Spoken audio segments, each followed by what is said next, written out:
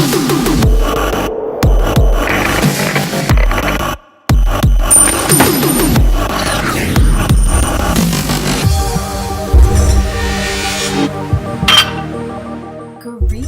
welcome back to my channel.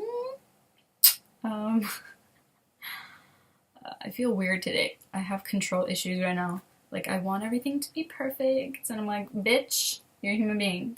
Relax. So today I'm coming at you with another Deep Talks video. This video is bullying. I talked about it a little bit in the last video. I just want to say thank you guys so much for the amount of support that I got on that video. It was, my mind was blown in every which way. That way, this way, everywhere. This topic can go really dark, really fast, and I say that because a lot of us connect with it so easily. Biggest bully is ourselves. It's so easy for us to say, oh, I've never bullied.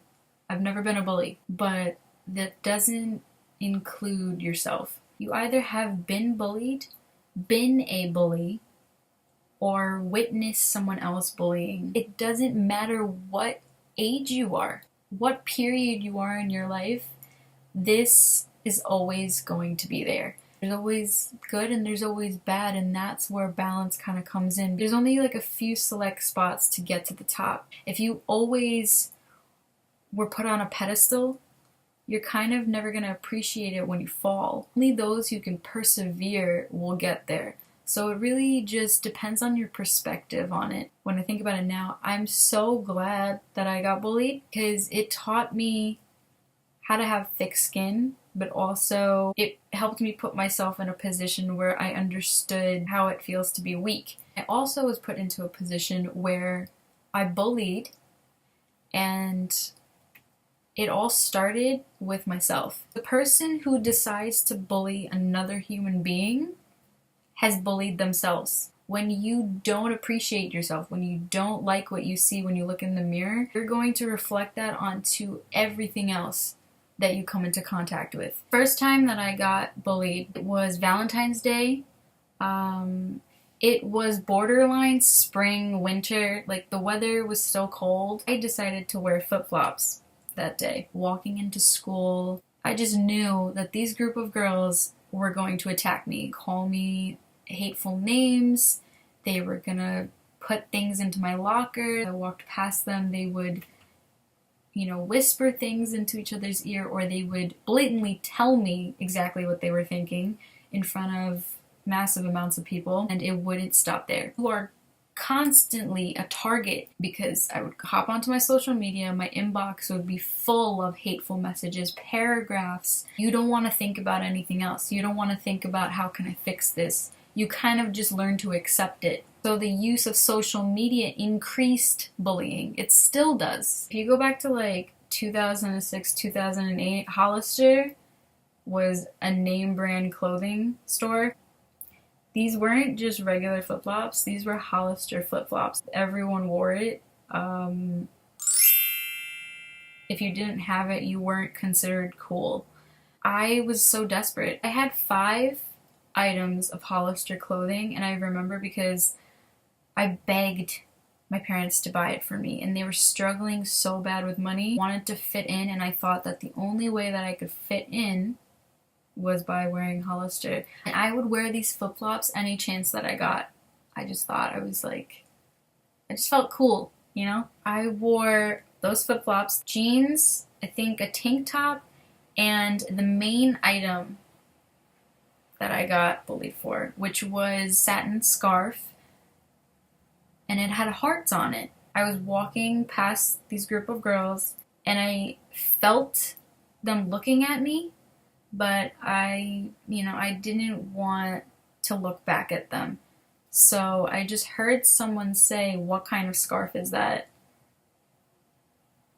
And I kind of froze. If you can imagine, I'm by myself, and there's like 10 girls staring at me. I was in 6th or 7th grade, and I didn't say anything. Went to the bathroom, threw the scarf on the ground, and I just stared at it.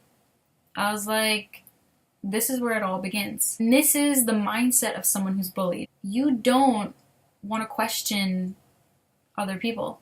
you start hating yourself and you start questioning yourself. You never want to be a confronter because other people start to confront you and you feel as if you confronting them back, standing up for yourself, that you'll become one of them, when in fact you're not. You're just standing up for yourself. You never want to do things that you love because other people decide for you. Now, fast forward a couple of years later, another significant time in my life where I was bullied. It was at my job. I was working with elderly people. The people that I worked with were there every single day. They have no other choice. They have no other income. Definitely didn't like their job. They definitely didn't want to be there. They really were just unhappy with their lives. Hurt people hurt people. And they bullied. I know for a fact that they bullied me because it brought those same feelings up that I dealt with when I was younger. The only way to make themselves feel better was to put me down, whether it was my work ethic or me trying to learn something new. It made me so upset with myself. They made me question myself and they controlled me. I'm here to work, I'm here to make money, I'm here to benefit my boss, benefit my job. All I could think about was, holy shit, I'm at work right now. I'm not in middle school, I'm not a kid, yet I'm being attacked. And that shifted my perspective as well because you think bullying or being bullied is at a young age, but it's not. On the other hand, I'm an adult and I'm being attacked by other adults who are older than I am. We're not in middle school. We're at a job trying to make money. So there did come a point where I gently told them that they were hurting me. And I was completely vulnerable because I accepted that I was at a weak point. And when you accept yourself at a weak point, no one can take that away from you. And I was proud of myself because after I did stand up for myself, no one bothered me. And, here and there, I did deal with conflict, but that was when I decided that that environment was not for me anymore, and I decided to leave. Now, the next category that I'm going to be talking about is being the bully yourself. And I know I have been a bully because I put myself down. Yes, you can bully yourself. We all do it. We've all done it. A significant moment in my life where I was a bully was not taking my pain out on strangers. But the minute I walked home, those people knew me the best. And I felt comfortable enough to take my anger out on them. I used my family as a punching bag. That's not the right thing to do. One example of this situation was also in middle school. I was on the bus and I was friends with the popular girl at the time. She didn't like my brother whatsoever. He was in 8th grade, I was in 6th grade. She had a peanut butter and jelly sandwich in her hand. We're like 3 or 4 stops from our house. And I don't know how the situation got to how it got to, but I remember not doing anything. I was actually playing along with it. They would make fun of my brother and I would add to it and I would make fun of him too because I felt comfortable enough to do it. I had no self-love. So, here it goes again, the cycle. She grabbed the peanut butter sandwich, spread it all over his head. In the perspective of a bully, I felt control. You feel like no one can control you because you have control over them. Looking up the definition of bully. Okay. Bully, a person who uses strength or power to harm or intimidate those who are weaker. If you stand up for yourself, are you a bully? That person who is bullying you is going through a rough time themselves. Do you deal with it? Or do you stand up to it? Now, the last topic is witnessing bullying. This can happen in real life, in media. This can happen virtually. You name it. There's so many ways that we see bullying happen. If you are a person that has been bullied, you won't tolerate that type of engagement. If you are a bully yourself, you will either initiate or fuel that type of engagement. I'll give my take on it. The most common place for bullying to happen, fighting to happen, was middle school, high school. I was never the type of person that willingly went to them. I never crossed paths with it, or I didn't even know about it. I was like the last person to hear about it. I was walking in the hallway and you could tell that a fight was going to disrupt. People were going to start to, surround them. I walked to class, put my bag down, and then went to the bathroom. So I'm going back to the way that I came from. And I don't see what's happening in the middle.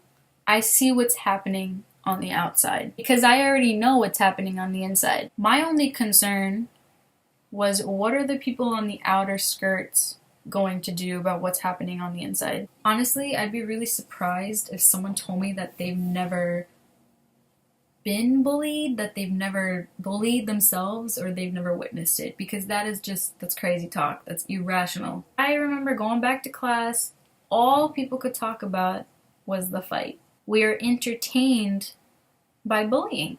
So what I want you guys to think about is the moment you got bullied, the moment you were a bully, the moment you witnessed bullying, and what you did about it. And that's it, guys. Honestly, I could go on and on and on about this topic. It's for us to figure out ourselves. I wouldn't know so much about this topic if I wasn't engaged on all levels.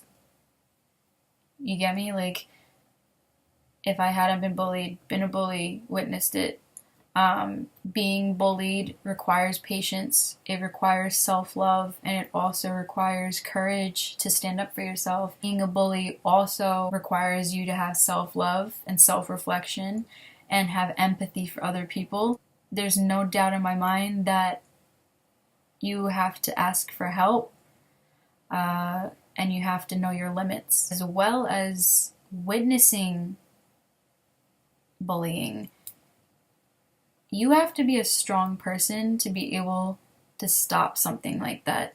And in order for that to happen, you really gotta know who you are as a person. I hope you guys enjoyed this topic, and thank you guys for sticking by and listening to what I had to say. Definitely doing more videos like these for deep talks. Let me know if you guys have a suggestion on a topic that you would like me to talk about in depth in the comments below.